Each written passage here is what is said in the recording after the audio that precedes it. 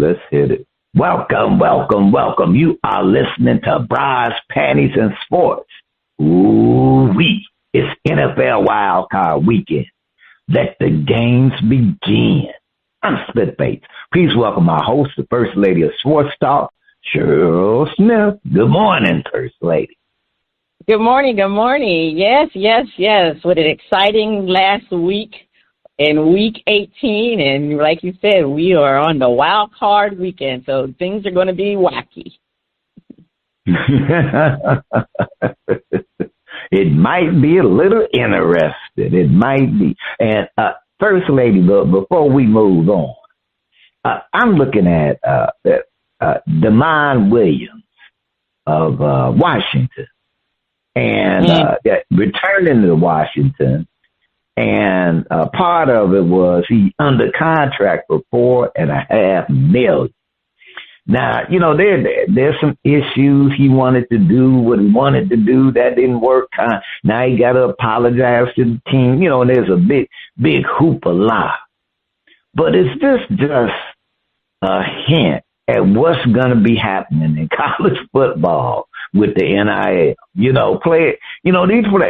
These players get money, and agents are involved. It's legal, and it looks like a mess is on the way. Firstly, what you think? Well, yeah, I mean that's why Nick Saban got out of college football. That was his main reason. He did not like the way this transfer portal was set up. And, these players, they threatened to leave. I guess Demond got more money from Washington. That's probably what happened. I mean, when you threaten to leave, he had already signed a contract for the NIL. So, I mean, you got to live by your decisions. I mean, why did you sign a contract? Then you're going to go and jump into the portal. So they have to make this, they have to have more rules attached to the portal because, for example, I mean, the teams are playing in these championship games and the transfer portal is in operation now. So, these teams, that's another thing. They shouldn't even allow players to transfer until after the playoff situation. So, I mean, they just got major issues with that transfer portal right now. Money. When the money the money has always been involved, but it just seems like there's when the money starts being at the forefront instead of in the background, things happen. Okay, well, this week on Shout Out, we have performances from Solex. Will he find his shining star or get the cold feel of the mute button? First, lady, we're ready. What you saying? Each week, we try to figure out what is going on in the sports world. Not the plays of the week, more like the players of the week. Are they trying to tell us something? So we ask, what you saying? Fly, little birdie, fly. Time keeps on slipping into the future. Time keeps on slipping into the future. So I want to fly like an eagle to the sea. Fly like an eagle, let the spirit carry me. I want to fly right into the future. The little birdies known as the Ravens wish they could fly far, far away from losing the AFC North Championship and punching the lone open ticket to the playoffs. John Harbaugh is out. Should a certain coach in Pittsburgh be looking over his shoulder? Is the current state of the Ravens more a reflection of Harbaugh or the health issues of their quarterback over the last few years? What type of coach is needed for the Ravens to thrive next season? If Harbaugh couldn't get this over the hump, who can? George Foreman, Marvelous Marvin Hagler, both rest in peace. Bernard Hopkins, Roy Jones Jr., and the Steve Miller Band are asking, what you saying? Well, everybody was surprised that Harbaugh was fired by the Ravens. And I'm going to be honest with you, I was surprised too. I wasn't surprised that he was gone. I was just surprised that it was a firing. I thought it would be a mutual respect, a type of mutual thing. But it was quite obvious John did not want to leave. Did not want to leave. The owner said, you got to get the hell on out of here. As Martin Lawrence always says in Martin, you got to get the hell on out of here. And that's what happened. So, I mean, I really think, I mean, it's a combination of both. If I have to really pick one, because Lamar's been injured. I mean, there's no question about it. When he's playing, he's an elite two-time MVP quarterback. I mean, he's missed He's missed a total of 14 games to various injuries since the start of the 2021 season. That's a lot of games.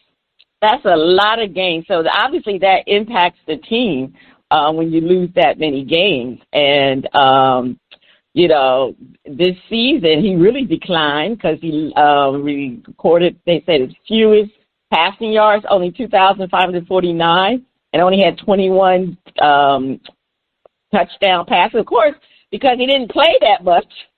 He didn't play. He was injured.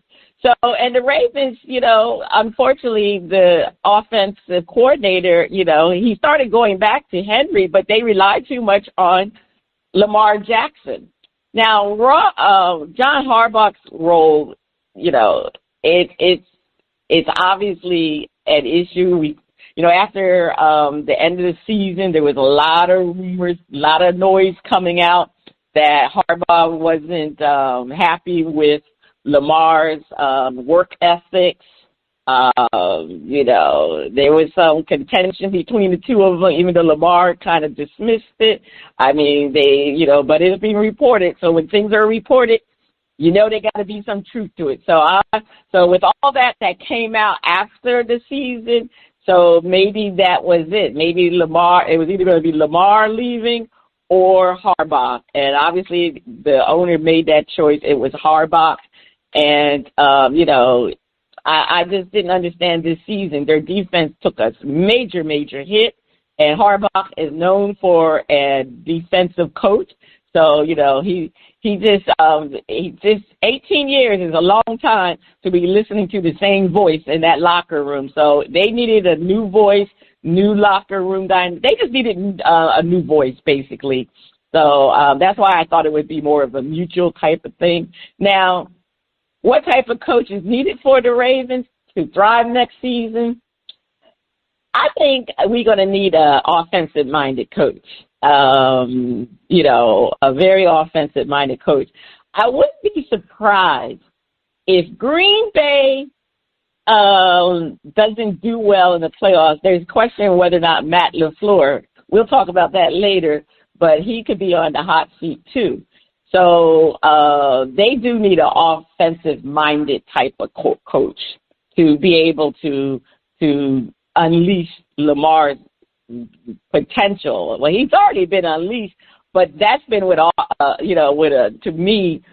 a offensive-minded coach that really did not have Lamar's best interest.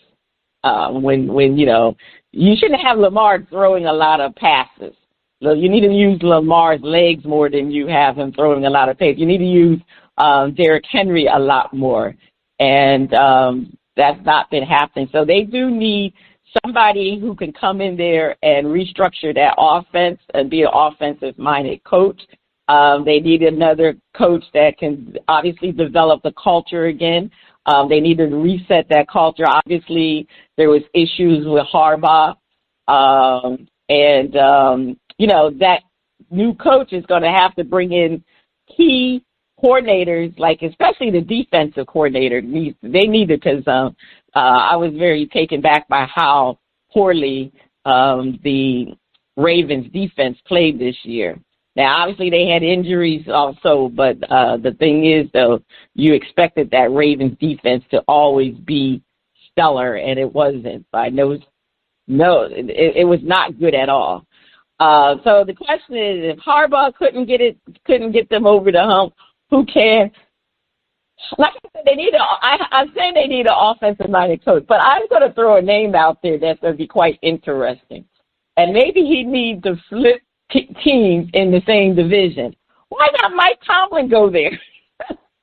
Mike Tomlin could bring in an offensive-minded coordinator. I think Mike Tomlin would be a good fit with Lamar and everything. I think he would get them over the hump, to be honest with you. I know I said they need an offensive-minded coach, But I'm just saying, if I needed somebody to get them over the hump, I think Mike Tomlin could get them over the hump. So Mike should want to go to the Ravens. But it should be interesting who they're going to lean to for their next coaching gig. I mean, when you had a coach for 18 years, man, that's a long time. So it's going to be quite interesting, and then to see how that coach, whoever they decide to pick, how that coach transforms this team. And they're always going to be compared to John Harbaugh. So anyway, Spitface, how do you feel about this? Yeah, First Lady, actually, as you said, not that it would happen. As you said, not that it would happen. Tomlin would actually be perfect to get them over the hump, because the only thing he has not had, is an offense and a quarterback. Mm-hmm. And Harbaugh has had an offense, defense, and a quarterback, an MVP quarterback, and couldn't get them over the hump. So, and part of that, I do put on Lamar's style of play, because his style of play has had him injured or hurt during key times in their season that would have helped them. And you got to be able to roll with that. That's how he play. That's how it go. But Harbaugh hasn't been able to instill in the Ravens a winning attitude when knowing that this may be an issue with Lamar. So he could not get them over the hump. And part of it is Lamar. But so I'd have to kind of go their current state is a reflection of both of them. And the ownership said, who are we going to roll the future on? And they said, we done rolled it with Harbaugh for 18 years. Man, we done gave you a fair enough shake. We done bestowed, you all right with us, but you gotta go. And as First Lady said, Harbaugh didn't want to go. And Coach, I get that too. You didn't want to go. But sometimes that's the move. Ask Andy Reid. Andy Reid loved the Eagles. He did. And, and one of their best coaches ever. And there came a point where he needed to go. And ended up winning a bunch of Super Bowls. So, Harbaugh, I ain't crying for you, but what they need, the type of coach they need to thrive next season is they really do need an offensive-minded coach. Unfortunately, Ben Johnson ain't available.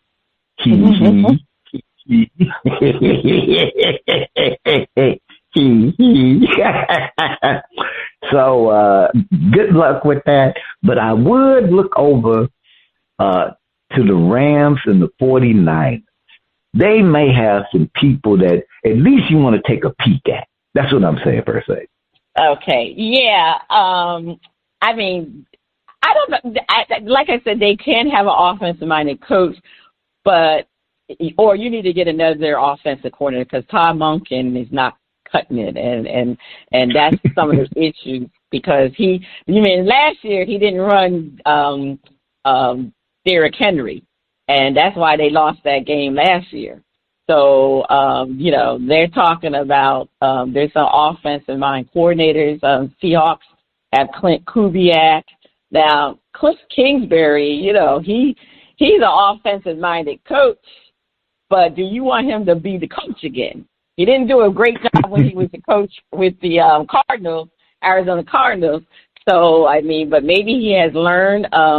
Brian Flores is a defensive-minded coach. There's a couple of coaches out there that deserve coaching jobs again. Vance Joseph, I'm quite sure he's going to get a couple of calls. Brian Flores. What about Mike McCarthy? Mike McCarthy, but that's old school now. He's very old school, but Pete Carroll shoulders, leave it alone. Right. Pete Carroll ruined it for all the old heads. But anyway, it's going to be the reunion tour alone. It's going to be quite interesting because whoever they chooses to be the new coach, they're going to have to definitely have a great relationship with Lamar Jackson. And hopefully they will ask Lamar's opinion, and they'll go from there. But like I said, Mike Tomlin, if y'all don't win this weekend, I mean, consider it. All right, Spitface, over to you. Okay, First Lady. Don't call it a comeback. I've been here for years, rocking my peers and putting suckers in fear, making the tear rain down like a monsoon. Listen to the bass go boom. Explosion, overpowering over the competition. I'm chowing. Wrecking shop, but I drop these lyrics that'll make you call the cops. Don't you dare stare, you better move. Don't ever compare me to the rest that'll all get sliced and diced. Competition paying the price. I'm going to knock you out, huh? Mama said knock you out, huh? We are talking about the knockout punch to the Pete Carroll experiment by the Las Vegas Raiders. Carroll was fired on January 5th after generating a 3-14 record in his first season. Was Pete Carroll's biggest accomplishment with the Raiders, guiding them to the number one pick in the draft with two promising QBs available for the taking? Should the Raiders go after John Harbaugh or look for someone more of a Sean McVay style? Leroy Satchel Paige, Walter Buck Leonard, and James Cool Papa Bill are asking, what you saying? First Lady, I give it to Pete. He came out, he, did his thing, and it failed miserably. And it failed miserably. And it may not have been his intention, but he did a couple of good things. One, Ashton Gentry, he brought in a future potential superstar running back. He got him in there and managed to get him through the season without him getting hurt and getting some experience. He did that, and it may not have been intentional, but he got them into a position where they can finally draft a quarterback that's a high enough prospect where it can be their franchise guy.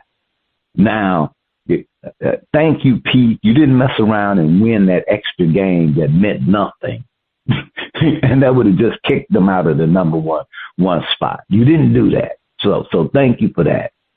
But overall, not that Pete wasn't a bad guy. It's just that his style of coaching, what they were up to, and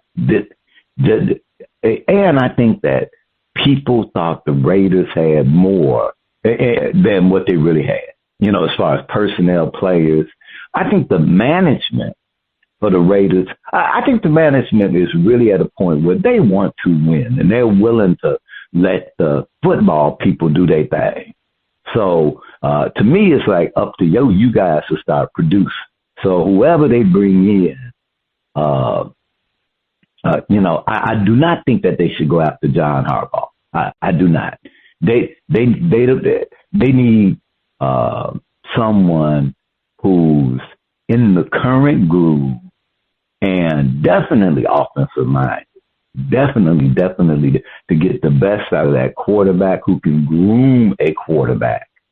And that's the main thing, who can groom a quarterback and bring in the kind of leadership where that winning attitude returns. Now, who that can be, not John Harbaugh. First Lady, what you say? Well, I don't know if you heard all the rumors when they got rid of Pete Carroll, all the issues that was happening with that Raiders team was Pete Carroll's son, Brennan Carroll. He was a deterrent for this team to do well. He was in charge of the offensive line. He was the offensive line coach and the run game coordinator, and he was very non-existent. Call meetings, never showed up to the meetings. Matter of fact, the team, and the Raiders had the worst offensive line in the NFL, and probably in the history of the NFL. They were so horrible. It was so much disorganization with them. The team would have meetings, and his son wasn't there, but the people were afraid to say anything because of the fact, it's nepotism. And they were afraid to say things. And the team actually, do you know that the team met independently to try to fix their issues with what's the guy, the quarterback? I forgot his name right now. With Geno Smith. I mean, the things that was said about this situation, I couldn't believe all this was going on. But you know what? Am I surprised? No, I'm not surprised because of the owner of the Raiders. I mean, I'm surprised with Tom Brady being there that, he is now a owner too. He's a minority owner, but I was surprised he has a lot to say. And I'm just surprised. Mark Davis has always been an issue with the Raiders. Ever since he has taken over, he didn't do a good job with the Raiders. The Raiders have been a laughing stock, to be honest. They're on the same level as the New York Jets. But anyway, they said all that was coming out of L.A., Las Vegas, and that was some of the downfall to this Raiders team. So anyway, so first of all, what do they need? Yes, I don't think they need John Harbaugh because, the Raiders are not at the point of winning. They need somebody to come in and build this team from the bottom up and work with their GM, which I guess they're going to keep. Tom Brady's involved. And, yes, they need somebody who can mentor the quarterback because obviously they're going to pick the quarterback, what's his name, Mendoza from Indiana. If he's going to be their quarterback, he'll be their quarterback. But they need somebody to come in and do that because so basically they do need a Sean McVay type of person to come in to be their coach. They don't need a John Harbaugh because John Harbaugh, he's a proven winner and everything, and he can bring credibility, but that's not what they need right now. They need somebody to come in to build culture and to work with this quarterback development. That's what they need. They need someone to come in who can work with who can get a coach in there to repair that offensive line. When you think about it, when they get the quarterback, and they also had the running back, Jonty. They have some pieces. Now, they have a combination of old pieces because you got Max Crosby. I'm quite sure that they may try to trade Max and get some picks. So there's a lot of things they can do. I have a tendency to think they're a little bit better off than the Jets because of the fact they are getting the quarterback, and the Jets, we don't know what's going to happen with them if they're going to ever get a decent quarterback. But and I don't know who's out there. Who they say? Dante Moore. Dante Moore. I was thinking more of again. You need an offensive-minded coach. Kubiak. And there's been talk. If they're going to draft Mendoza, why don't they bring his coach? That's the big thing out there that's been in the wind. Why don't they bring Kurt Signetti? That's another thing. No, so don't do it. You need somebody with real.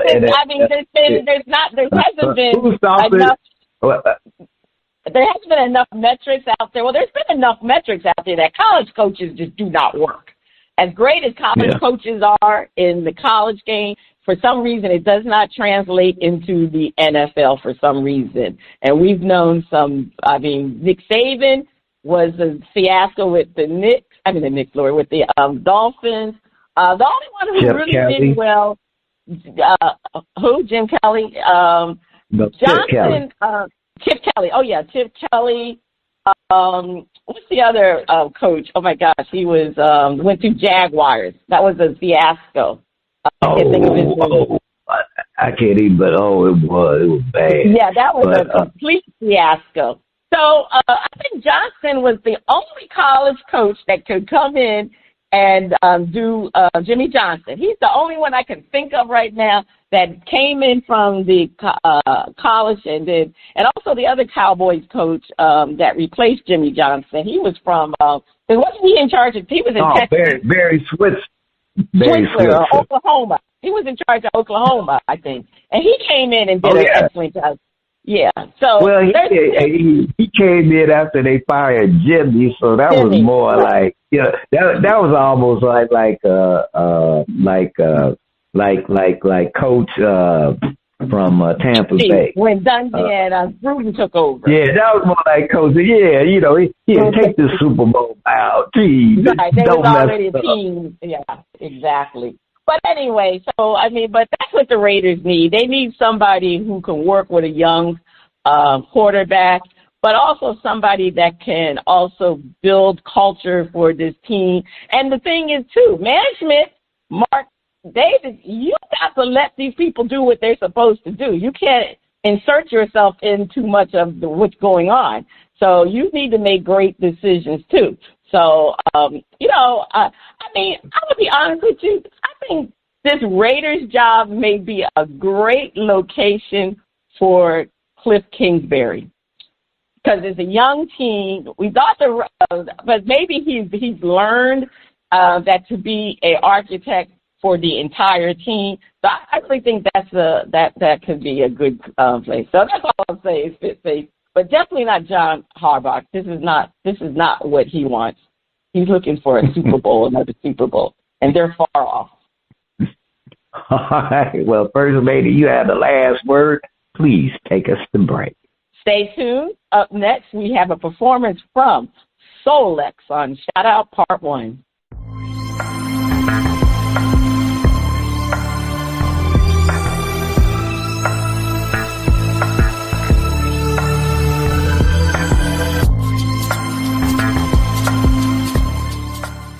Welcome back. The music flows in from around the globe to get a shout out from the panel. First Lady, I can't wait to hear the music from Solex. On Shout Out, we feature new independent artists who are looking to find their shining star. If you like what we hear, we'll give the track a shout out. If we don't like it, we hit the mute. And we are featuring music from Solex and his hit album, Take Me There. They say the preacher's son, who started his career playing bass with his family's gospel quartet, has been a minister of music for over a quarter of a century. All right, let's take it to church. Let's hear Falling For You.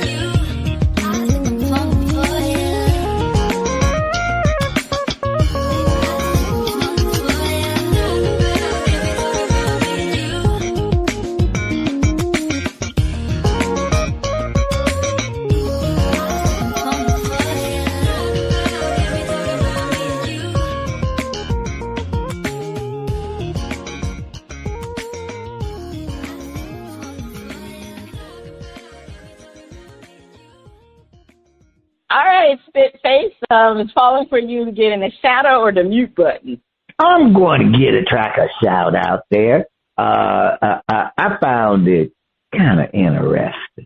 Oh, okay. Yeah, no, I'm going to give it a shout out too. I thought the female vocalist was great with her song, singing the song, and obviously it was a combination of instrumental musical too. A lot of it had like a musical solo there, and yeah, so I'm shouting it out like Solex. I definitely like it, so I'm going to shout it out. Spitface shout it out. So on part 2 of Shout Out, we'll be featuring another performance from Solex. Can't wait to see what they're going to provide. All right, is that the sound of our favorite underwater friend? They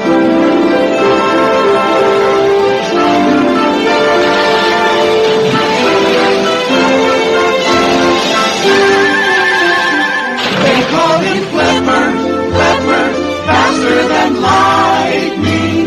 No one you see is smarter than he. And we know Flipper lives in a world full of wonder, lying there under the sea.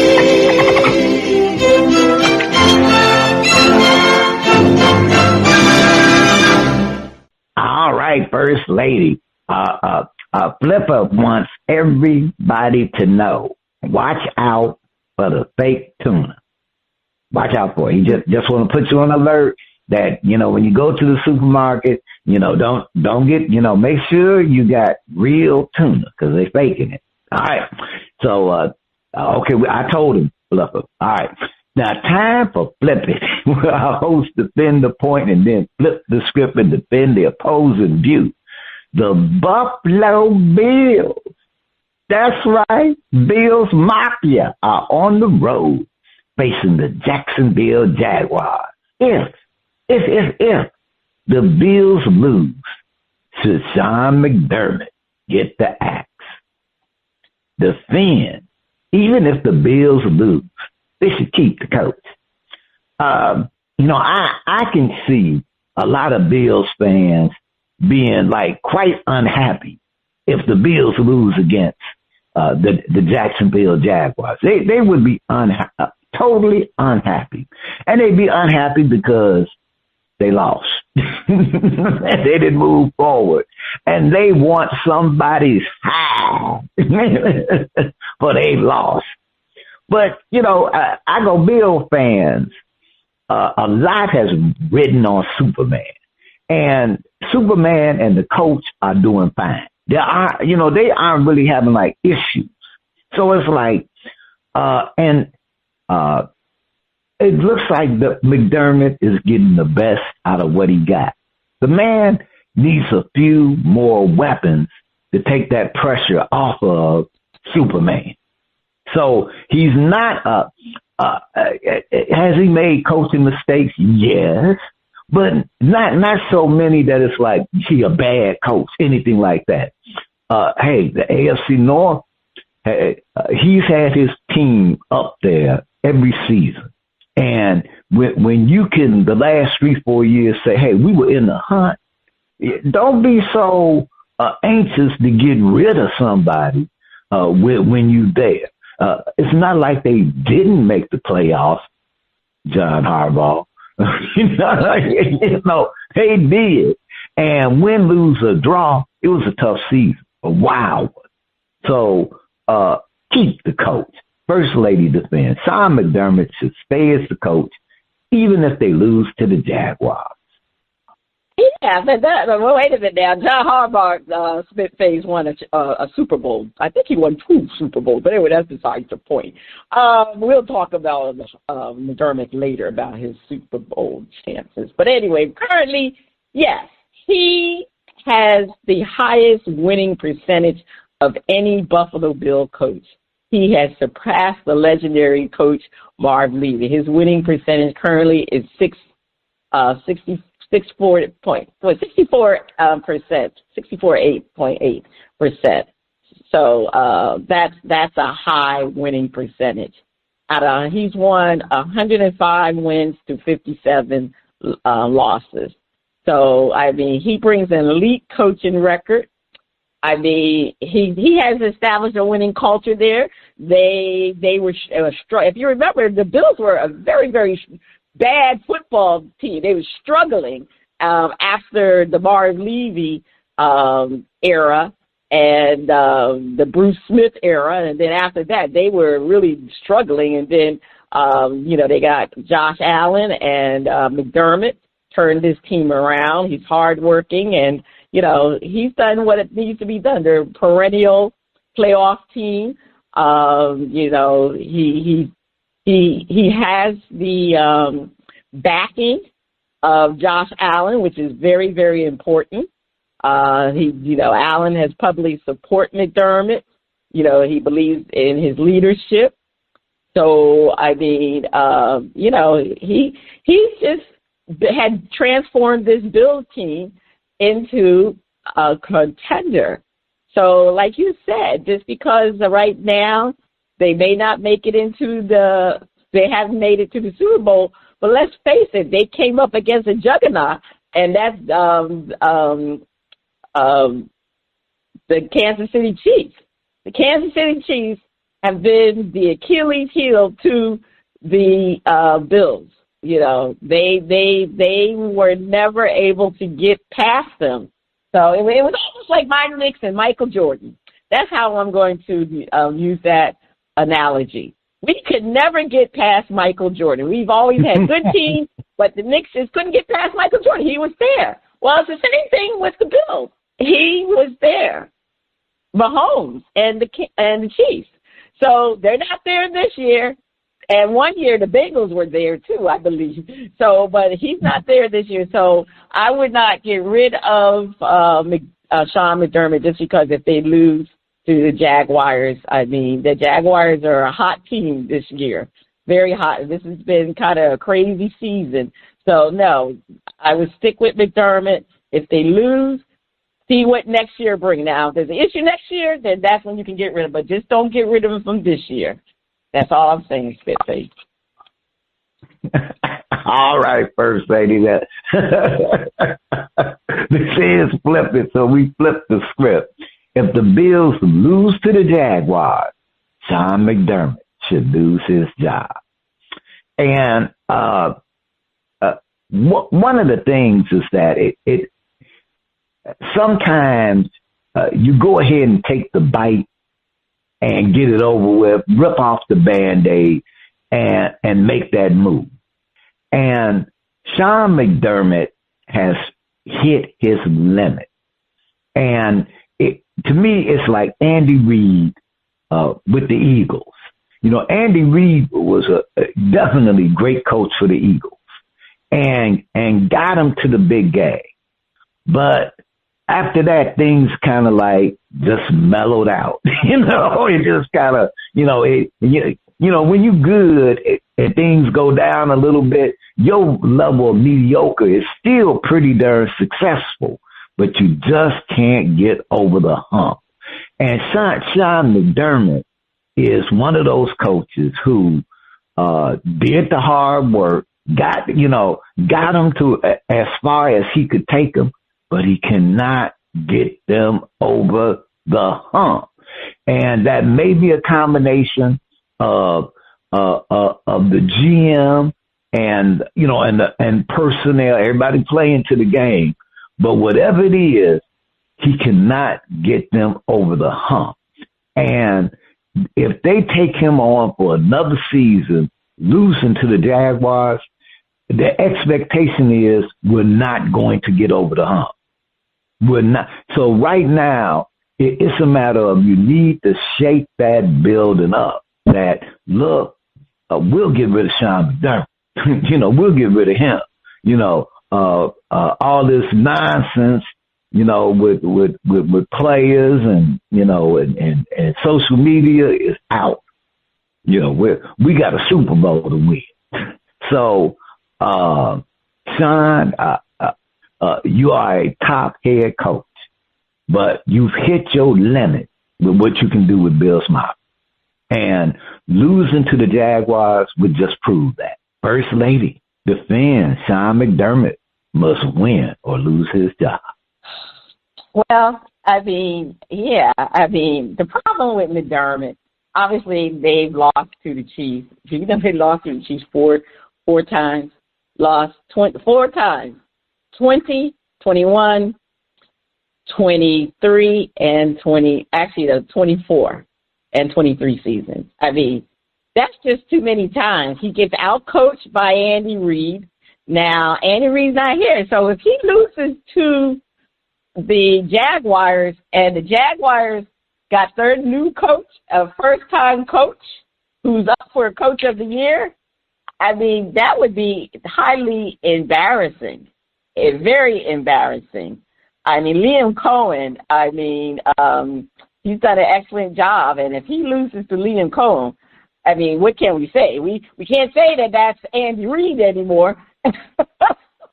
So that's the problem. He has not gotten them to the playoff. Not to the playoff. He's not gotten them to a Super Bowl. That's the knock on Sean McDermott. He has not gotten to the Super Bowl, and he's been outcoached. The situation right now, it's become, kind of stagnant, really, to be honest with you. They're going to need a change. They need a new voice. He's been there for, 8 years?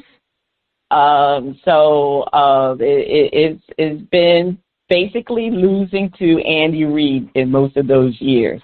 And he even lost to the Bengals in one year. The year that, you remember, the Bengals beat, I forgot the year, but he lost to the Bengals.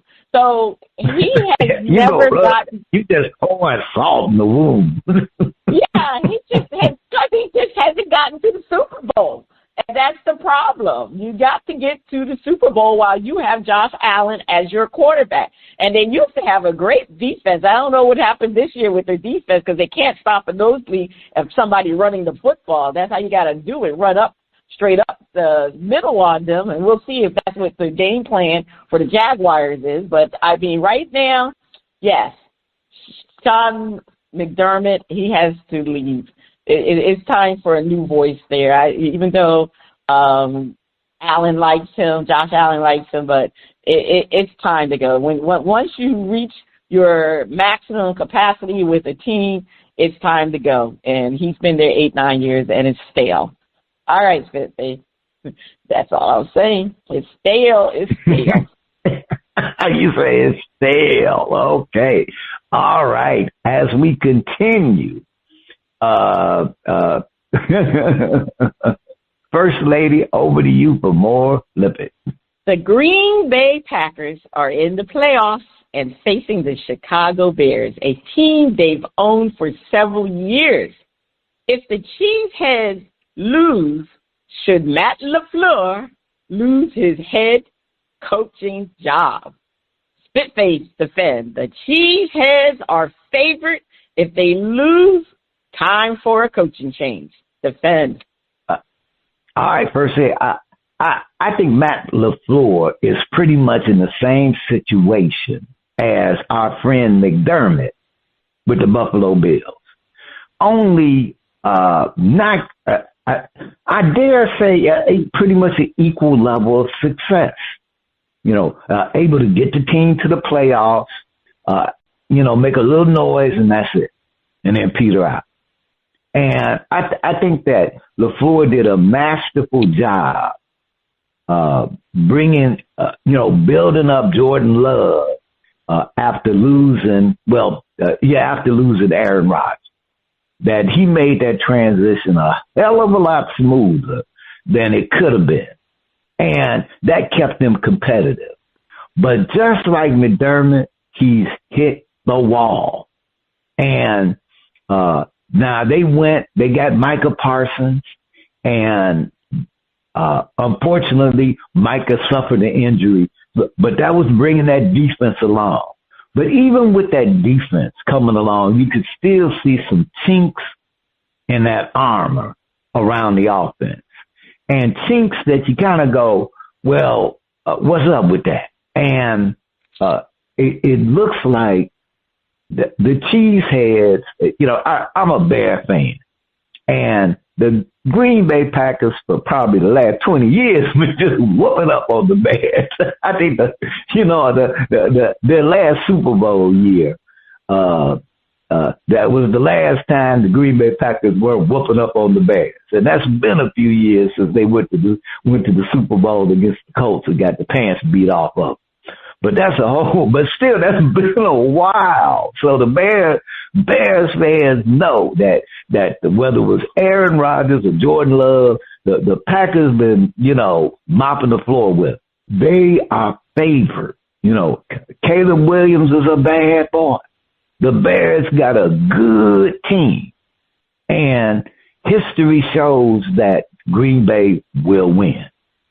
For them to lose to the Bears, a team that they own, would really be showing that, yeah, we know you had injuries, we know you had this and that, but we need a change at the top because we're not changing the rest of the team. We done invested too much. We need somebody who can take us to the next level. And Matt and Ben Johnson said he was going to enjoy beating the Packers twice a season. Now, I got a feeling he might not have been joking, like it's about time to change that around. So they got to make a move. That's what I'm saying, First Lady. They've got to make a move. And, Matt LaFleur's record is quite similar and runs parallel with Sean McDermott. Very interesting. They have a high winning percentage. What happens in the playoff is the main thing, and that's something they can't get done. And the same thing with Matt LaFleur. He has a 3-5 record in the postseason. So that's the problem. Very inconsistent playoff appearances, and it just doesn't mirror what they do in the regular season. And now they've been very underwhelming, to be honest with you, at the end of the season. They've lost 4 straight games. They're going into the playoffs with a losing record. That's why a lot of the pundits were saying that Matt LaFleur should have played his team in the final game because of the fact that the team was losing and they felt that they needed to build some momentum going into the final, going into the playoffs because they've lost 4 in a row. So this is another thing that's happening with him, and another thing too, they just don't have great playoff appearances from what they've done in the regular season. And also right now, he's basically a lame duck coach. He and his GM, because their contract will be ending after 2026. So who knows? They didn't give him a renewal of his contract, so he's actually playing for his contract in this playoff. So if he doesn't do well, which he probably isn't, he's on the hot seat, so I can see him being terminated. The fans are basically saying that they need new leadership in Green Bay. It's similar to the Mike McCarthy era. They keep these coaches for too long, and what do I say? They become stale, like stale bread. Very stale, like days old bread. So yes. It's time for, if he loses, it is time for LaFleur to go because of the fact that this team has underperformed and they've been on a losing streak and it just continue into the playoffs. All right, it's time to flip it. If the Packers, let's flip it. The Packers have dealt with injuries to the quarterback and top players. It ain't Matt's fault. Spitface defend. Matt LaFleur should stay, win or lose. First Lady, it ain't my fault. It ain't my fault. It ain't my fault that Micah Parsons got injured and couldn't complete my season. It ain't my fault. It ain't my fault that Jordan Love got hurt. I had Malik ready, and Malik came out and was smoking. So, hey, I was doing my job. It ain't my fault. It ain't my fault that we choking during these playoffs. The competition is tough. I need some help. It ain't my fault. Management, do something for me. Do something for me. It ain't Matt's fault. I think right now it's jumping the gun. It would be jumping the gun to get rid of Matt LaFleur.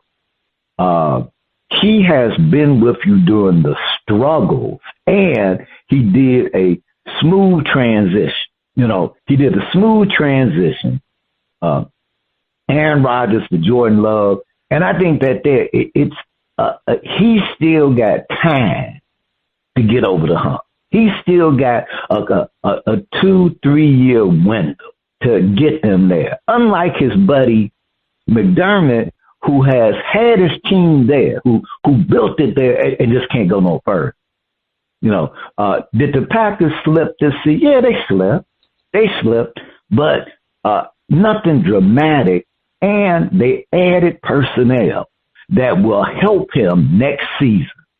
So it ain't Matt's fault that this year slipped. It ain't his fault that the team as a whole weren't able to break through in the playoffs.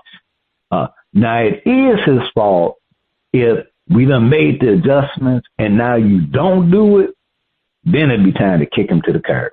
But right now, win or lose, keep Matty. All right. Win or lose, keep Matt. Keep Matt. All right. Well, yeah, I mean, you're right. You kind of summed it up, Spitface. It wasn't his fault. Yeah, it wasn't his fault. Yeah, because like you said, injuries are part of the game, and, they happen, and unfortunately they happen for the Packers at the most inopportune time. And they just, losing Micah Parsons was a big deal because they gave draft picks and a player to get him. And they just seemed to falter after he was injured. And that's not his fault. I mean, obviously he could probably put the team together. But, I mean, let's face it, he's had a great winning record. He at 65% winning percentage. He's won 67 out of 67. Only had 33 losses for his first 6 seasons there. Yes, now regular season during the playoff is not a good record, but at least he gets them to the playoff. That's important because there's a lot of teams that haven't been to the playoff, but he's gotten them to the playoff. And another thing you said, Spitface, was the transition of moving on from Aaron Rodgers to Jordan Love. Everybody was like, ooh, why did they pick Jordan Love? I mean, he saw something in Jordan Love. He and the GM, they knew that was going to be Aaron Rodgers' replacement. So, give kudos for them to have foresight as far as that, because look what's going on with the Pittsburgh Steelers. They still can't replace Ben Roethlisberger. I mean, they didn't have that foresight. They needed to get a replacement, but at least the Packers did that. Aaron Rodgers was upset that they got Jordan Love, but guess what? You're going to be upset because they got their franchise quarterback. He's there to stay. His development has been good under Matt LaFleur. So it's just that, they got to do better in the playoffs. And I just think they're going to beat the Bears. I think he's going to prove, even though they lost 4 in a row. But, I mean, the fact that they have that exceptional regular season records, they just need to continue to do what they needed to do, even though they lost 4 in a row. But we're talking about the playoffs. A lot of things happen in the playoffs. And another thing, too, don't think that other teams see Matt LaFleur, because he's very high on a list. If he were to lose his job, somebody will snatch him up right away. So he's very well respected and high demand around the league. So, I mean, that tells you what type of coach he is, and Green Bay needs to recognize that, and they need to maintain this culture building that he's done. And, obviously he has a good relationship with Jordan Love. So, I mean, I wouldn't, it's not broken. It's not broken. It just needs to be tweaked a little bit. So leave LaFleur there. If they don't get past the Jaguars, like I said, they playing the Bears. If they don't get past the Bears, the Bears are a hot team too. You got two teams. You got the Bills playing the Jaguars. The Jaguars is a hot team, and you got the Green Bay Packers playing the Bears. The Bears is a hot team too. So it could just be one of those seasons that happened, and you're dealing with injury. So nope, let it go. All right, Spitface, over to you. Take us to break. All right, First Lady. And First Lady, you mentioned Ben Roethlisberger. It's been so long since the Steelers have had a quarterback. There may be fans who do not even know who Ben Roethlisberger was. Well, he is. They may be, who is this Ben Roethlisberger guy? When did he play? Terry Bradshaw. I ain't gonna say Terry Bradshaw, but not even longer. But no, go to Cut Ben. Big Ben was the bomb. Yeah, he was, but like I said, who's this guy? Can we get him back? Okay, on the other side of the break, we have another performance from Solex on Shout Out Part 2. Please keep your ears glued to those speakers. Big.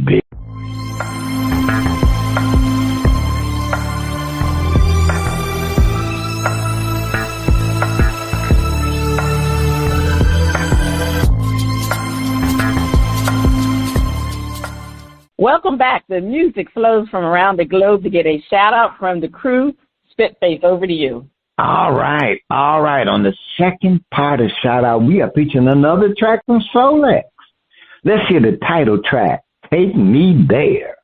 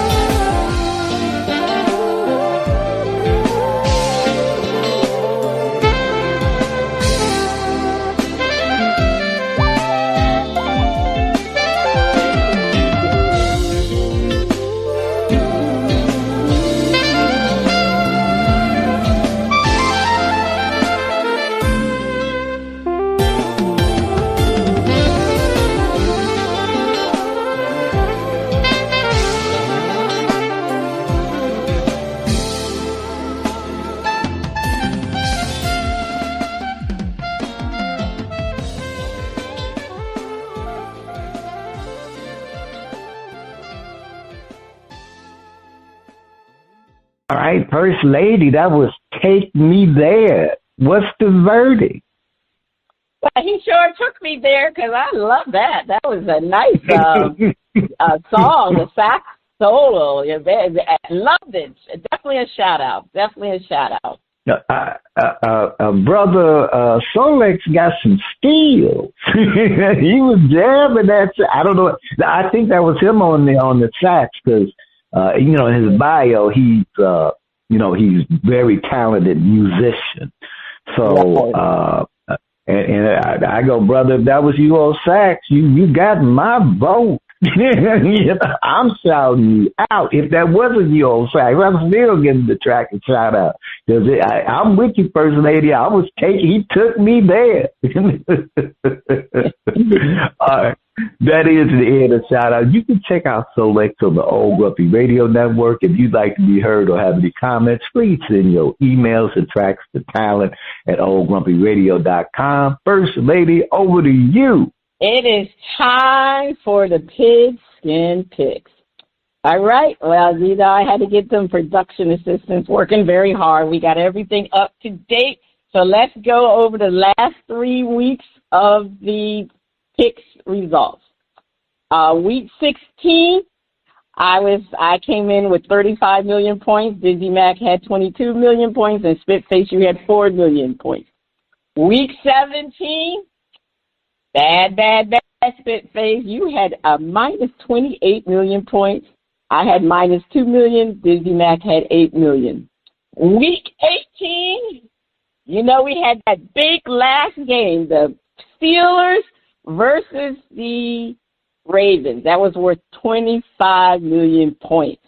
And unfortunately, Spitface, you had negative 45 million. Dizzy Mac, he did well on the other ones. He had to make a negative 5 million, and I have 15 million. So the grand totals through week 18 is Spitface, you're in third place at a minus 80.275 million. Dizzy Mac has 24.750 million, and I have 46.725 million. So, and we had some guests. Christian was 4 million, and Kevy Kev at 1 million. So, this is. I'm breathing down your neck. Huh? I said I'm breathing down your neck. Don't worry.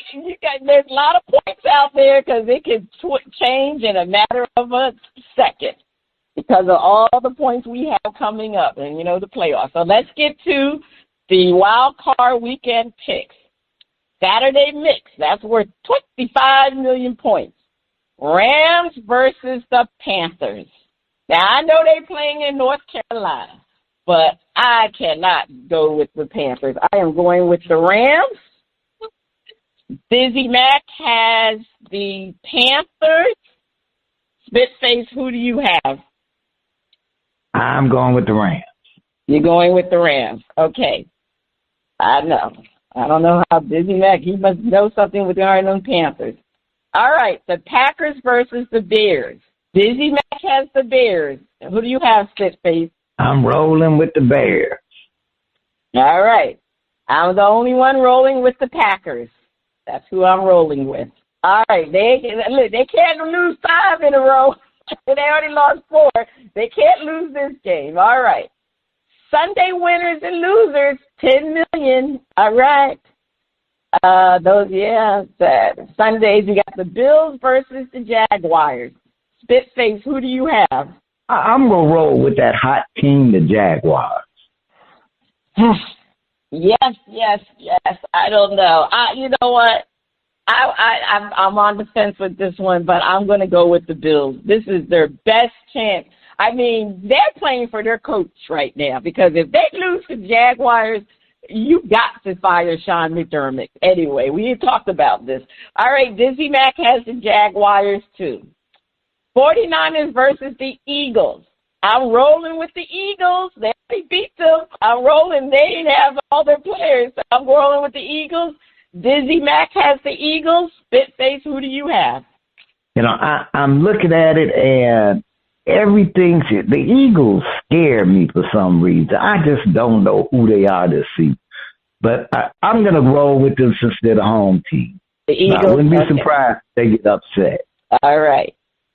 Sunday Rumble, 25 million points. Chargers versus the Patriots. Busy Mac has the Patriots. Bitface, who do you have? Drake May. All Patriots. Right. So it seems like we all have the Patriots. I just don't trust the Chargers. They just don't do well in playoffs. I don't trust them. And another thing, they're playing in the cold weather. All right. That's 25 million points. Then we got the mother of all picks, the Monday Showdown. That's worth 50 million points. The Texans versus the Steelers. Bitface, who do you have? I'm rolling with the Texans. Aaron Rodgers will not be able to move fast enough from that Texans defense. He will look like his feet are in concrete. Well, guess what? I'm rolling with the Steelers. I'm going to roll with the Steelers. Busy Mac has the Texans. But I'm going to roll with the Steelers. That bad man. That bad man. And DK Metcalf is back, too. Remember that. DK, they survived his foolishness, so they're back. He's back. All right. Bitface, what is your top story to watch this week? I'm on the eye for which coach or coach gets the axe after this weekend's wild card ride. All right. Well, my top story to watch, we already had one trade in the NBA with Trae Young. The question is Ja Morant the next guard to be traded? I know it's not the NBA trading deadline is not until February, but when the ball starts rolling, things start happening. So I think there's going to be some more trades this week. All right, check out our current and previous episodes at BrasPantiesAndSports.com. This is Cheryl Smith, the First Lady of Sports Talk and Spitface. You have been listening to Bras, Panties, and Sports. See you next week.